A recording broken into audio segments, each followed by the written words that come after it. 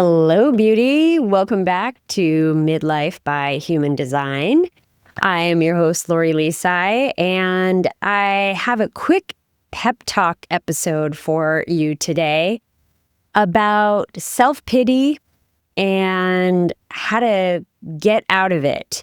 I've just sort of been in an emotional low this weekend and kind of feeling a little self-pity. And I was just like, you know what? If I'm feeling this way, it seems like a good thing to talk about. And I'm sure that other people have felt this way as well, especially during midlife.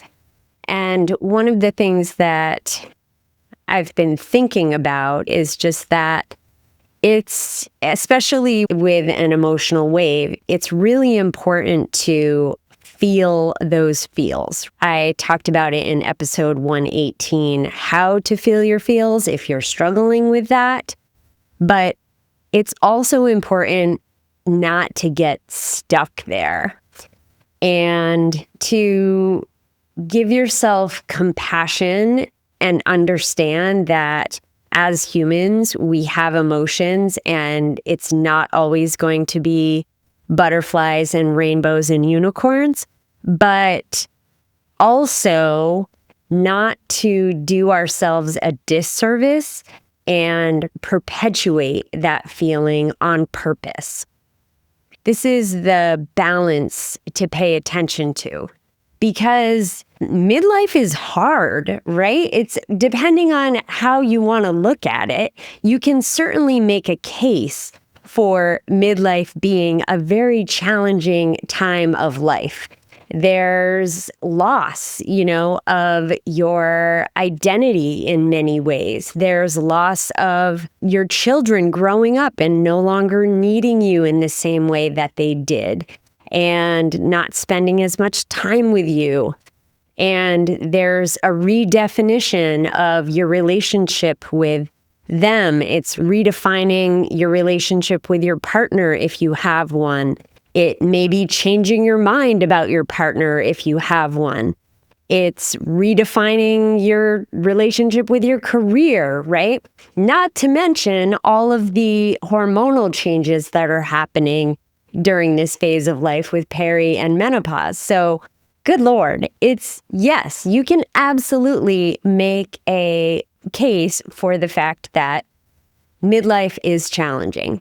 However, as I have tried to remind you ad nauseum on this podcast, it's also a time full of hope and potential, and it's a very exciting time.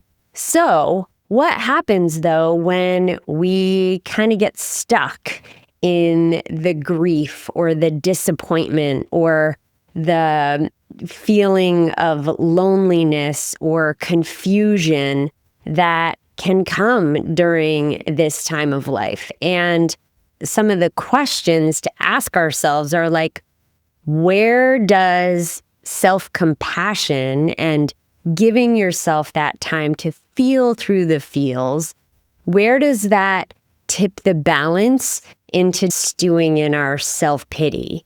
At what point do we stop processing our feelings and feeling through the feels and just get stuck in this loop of feeling the feeling and then putting the thought into our heads, and then that feeling again comes from that thought and just getting stuck in that loop?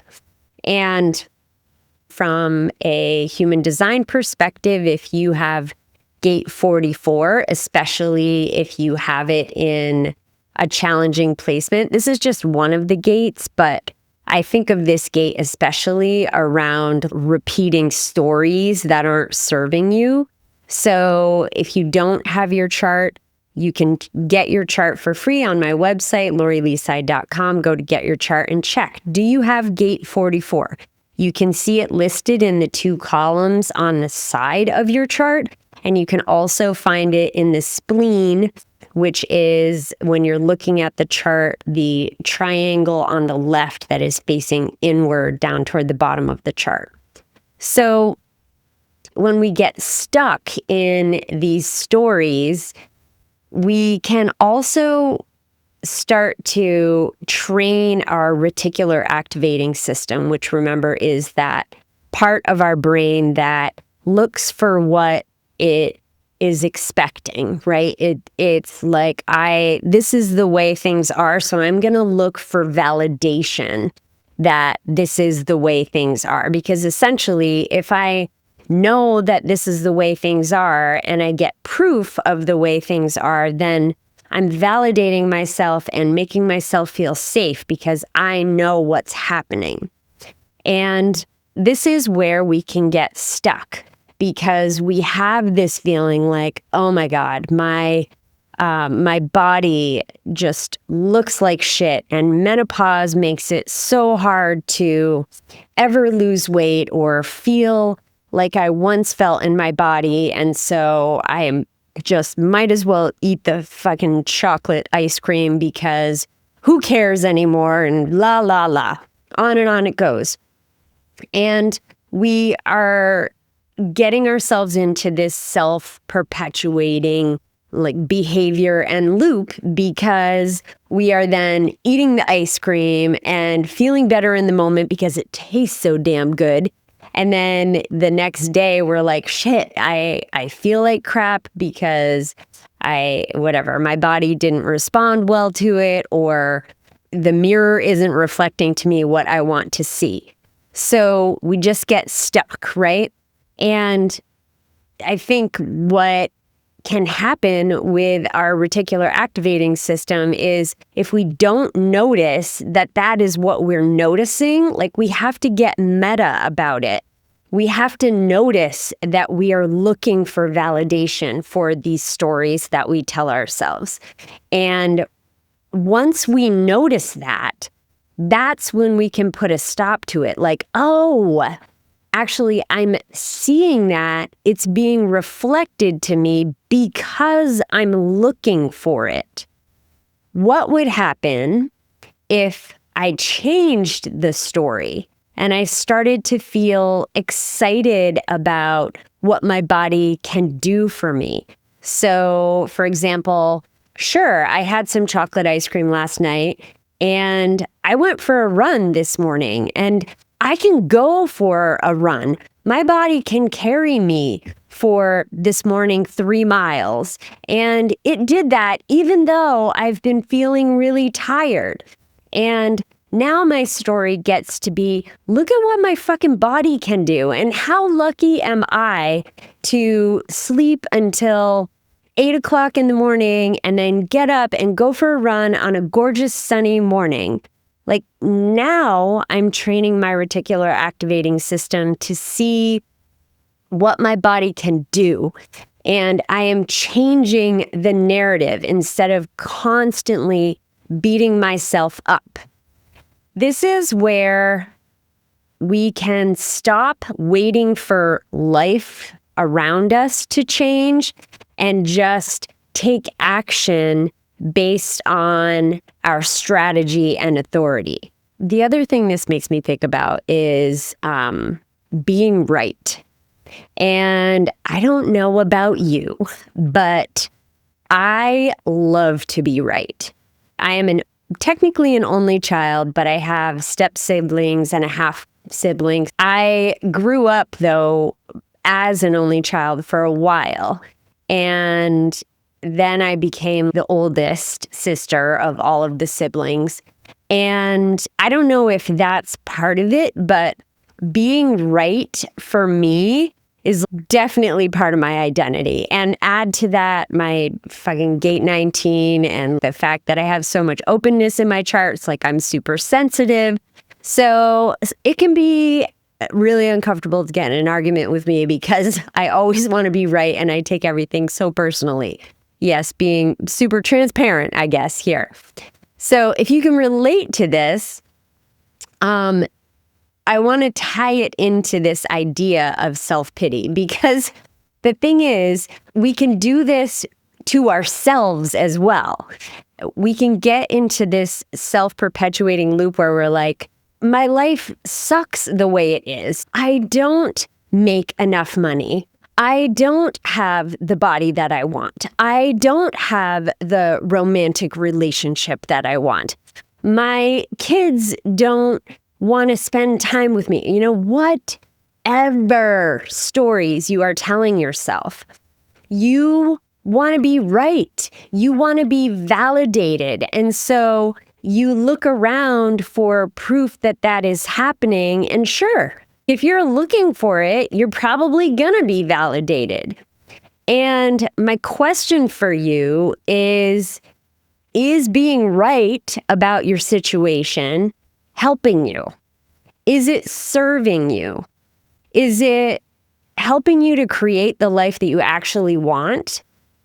Maybe your menopause symptoms are really fucking shitty. Maybe you have frozen shoulder and you're waking up at night every single night and you can't get any more than 4 hours of sleep. And maybe you've gained 30 pounds and, et cetera, et cetera, et cetera.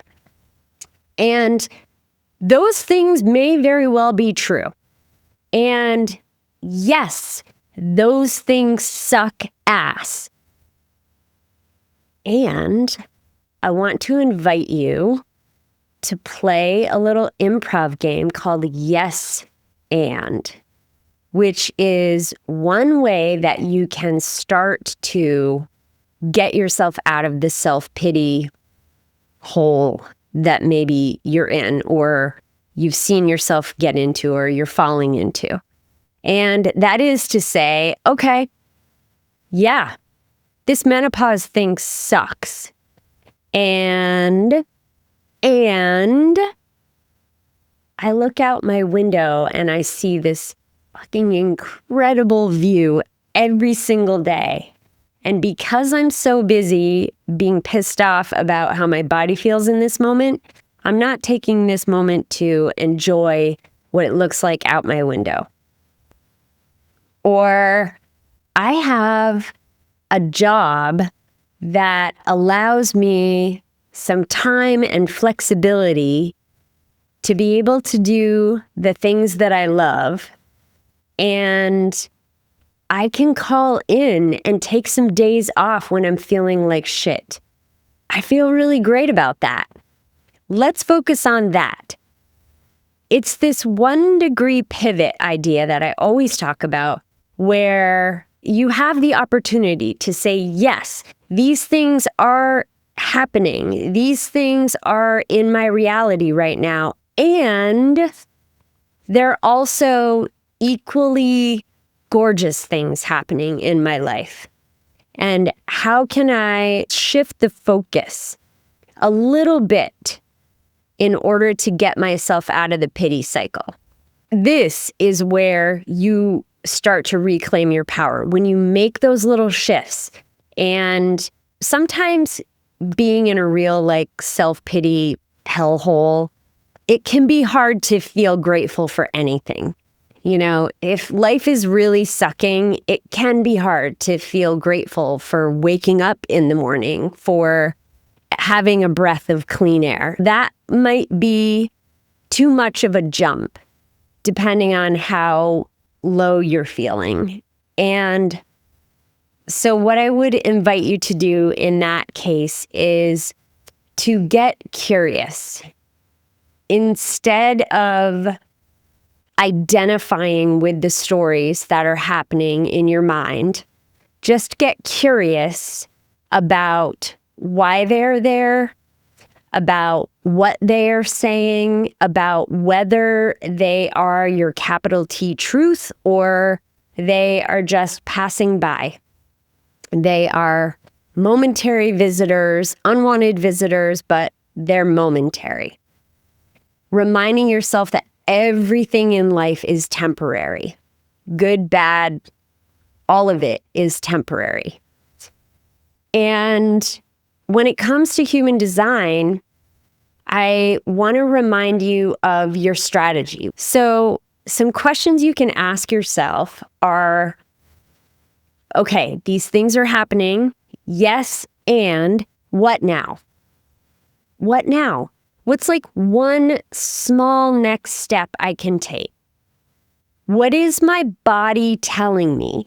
And I want to, I guess, just add one layer to this body, what your body is telling you, to really make sure that you're able to tune into your body. Because if it is your body, like with menopause symptoms that I used as an example earlier, that is what your main trouble is right now, then listening to all of those symptoms that are happening and looking at them as messages instead of just like, well, this is just menopause and I have to fix it. What is your body actually trying to tell you with those hot flashes? What is it trying to tell you with the weight gain? Why do you have those extra pounds on? Is there something that you're trying to protect yourself from? What is it bringing awareness to? Okay. And then what is your strategy telling you? What kinds of things do you have to respond to? What kinds of invitations do you have coming in? I'm talking about the different types here, right? Like generators, projectors. If you're a manifester, what opportunities do you have to initiate? What have you been wanting to initiate? If you're a reflector, how can you look at some of these patterns differently? All right. And then I want to talk about your chart as a whole, because your chart as a whole can do for you what you may not be able to do in your own mind. And that is remind yourself of who you are, who you came here to be. It's that roadmap back to yourself, because feeling like crap, that self-pity mental loop that you're in with the stories that you're telling yourself, that is not your capital T truth. But sometimes you're just too close to that story to be able to actually parse it out, to be able to understand what is true and what's not, because we all have blind spots. We confuse conditioning with truth because it's all we've ever known. It's so close to us, and it's what we have been living as our truth that we can't necessarily see that it's not our truth.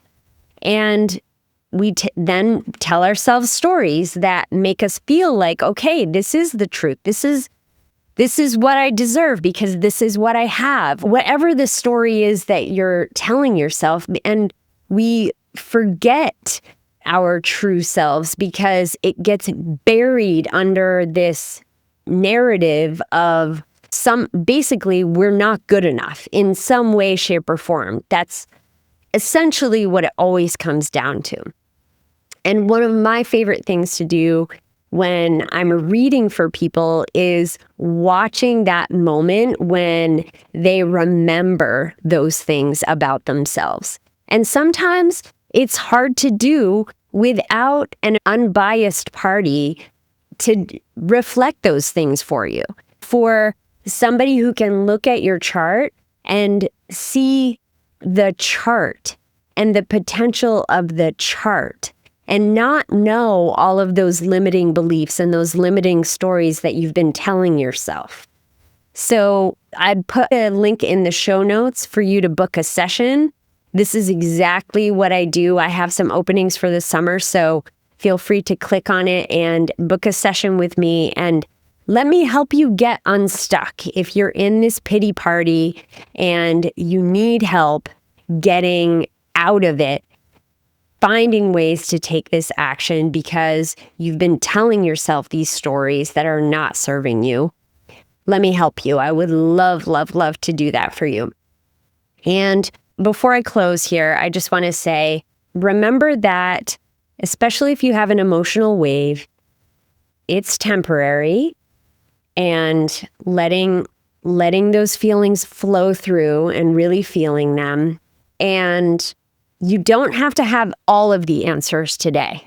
1-degree pivots are a huge help and help you to feel like you're taking some kind of action. Just because you are feeling a certain way doesn't make the stories that you're telling yourself true.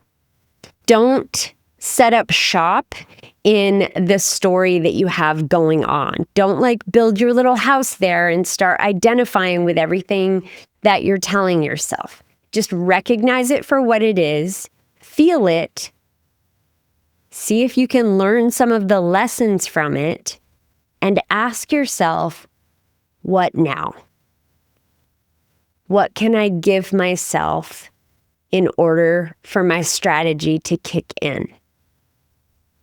That's what I have for you today. So thank you so much for listening. As always, I am wishing you the strength to let go of what no longer serves you, joy to fill your days, and the clarity to be who you came here to be. And remember, if you are listening to this on Spotify or on Apple, please share it with a friend who you think needs to hear it. And make sure that you are following. So up in the right-hand corner, hit the follow button or the subscribe button. And if you are listening to this or watching this on YouTube, please give me a follow and drop a comment. You can send me a DM on Instagram or Facebook, or drop a comment on YouTube. And let me know, are you stuck in this self-pity story? What is happening with you? I hope to hear from you soon. Thanks so much for listening. Until next time.